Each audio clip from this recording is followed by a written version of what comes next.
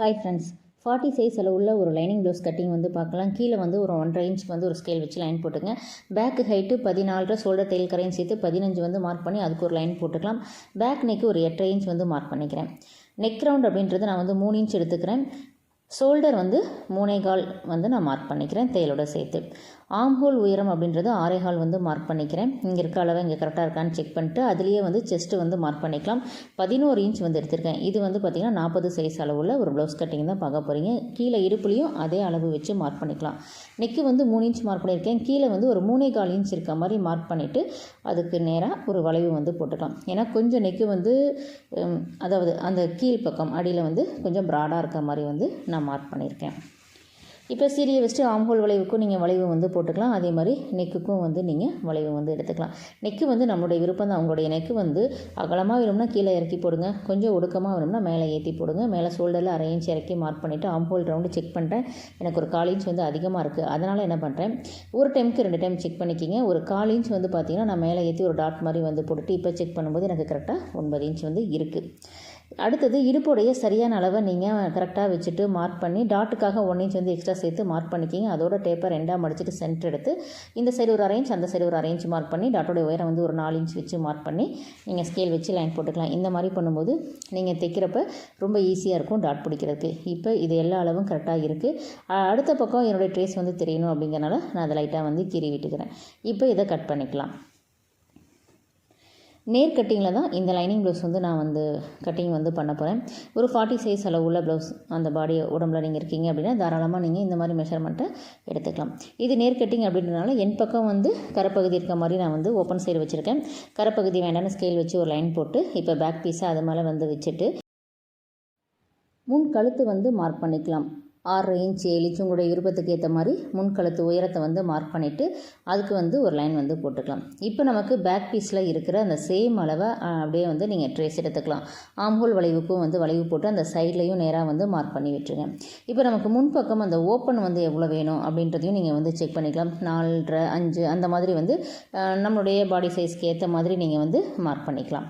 அதை மார்க் பண்ணி முடிச்சுட்டு அதுக்கப்புறம் என்ன பண்ணலாம், நம்ம வந்து அந்த துணியை அப்படியே மடித்து விட்டுட்டு முன் உயரம் வந்து எடுத்துக்கலாம். நான் ப்ளவுஸுடைய முன் உயரம் அப்படின்றது ஒரு 14 இன்ச் அந்த மாதிரி வந்து எடுத்துக்கிறேன். இது கொஞ்சம் பெரிய சைஸ்னால 14 இன்ச் எடுத்துக்கலாம்.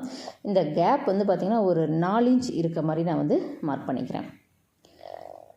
அந்த சென்டர்லேருந்து நம்ம வந்து இந்த கேப் வந்து 4 இன்ச் இருக்க மாதிரி வந்து மார்க் பண்ணிக்கலாம். அடுத்தது இந்த சைடில் வந்து பார்த்திங்கன்னா நம்ம வந்து எவ்வளோ அளவு இருக்குது அப்படின்றது பாருங்கள்.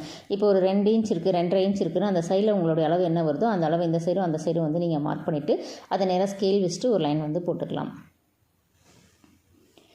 இப்போ நம்ம பேக் பீஸ் வந்து எடுத்துடலாம். அதை எடுத்துகிட்டு நம்ம நெக்கு வந்து மார்க் பண்ணிக்கலாம். ஷோல்டரில் லைட்டாக ஒரு 1/4 இன்ச் வந்து கீழே இறக்கி போட்டு ஆம்ஹோல் வளைவும் வந்து நீங்கள் ஒரு நல்ல ஒரு 1/4 இன்ச் ஒரு பாயிண்ட் இருக்க மாதிரி நீங்கள் வந்து அதை எடுத்து வளைவு பண்ணும்போது தான் முன்பக்கம் சுருக்கம் வந்து இருக்காது. முன்கழுத்தும் நீங்கள் வந்து சிடி வச்சு அப்படியே வந்து அந்த நெக்கை வந்து மார்க் பண்ணிக்கலாம். கொஞ்சம் ப்ராடாக வேணும் அப்படின்றனால நான் கொஞ்சம் அந்த பாக்ஸை விட்டு ஒரு பாயிண்ட் 2 பாயிண்ட் தள்ளி அந்த டாட் வந்து வச்சுருக்கேன்.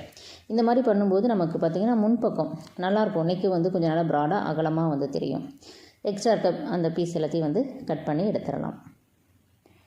அடுத்தது இந்த டாட் வந்து சென்டர் இருக்குல்ல, அந்த சென்டரை கரெக்டாக ஷோல்டரே கரெக்டாக இருக்க மாதிரி வச்சுட்டு ஒரு 1.5 இன்ச் இருக்க மாதிரி எடுத்துகிட்டு அந்த சைடில் வரையும் நம்ம அப்படியே லைட்டாக வந்து அதை தட்டி விட்டுலாம். அடுத்தது இப்போ ஸ்லீவ் வந்து எடுத்துக்கலாம். ஸ்லீவில் வந்து லைனிங் ப்ளவுஸ் அப்படின்றனால 1/2 இன்ச் விட்டுட்டு ஸ்லீவ் லென்த்து வந்து எவ்வளோ இருக்கோ அதோட தையலுக்கு சேர்த்து இப்போ 5.5 இருக்குன்னா 6 இன்ச் மார்க் பண்ணிக்கிறேன். கைக்குள்ள வெறும் ஒரு 3.25 இன்ச் வந்து மார்க் பண்ணி இது ரெண்டுக்கும் ஸ்கேல் வச்சுட்டு லைன் போட்டுக்கலாம்.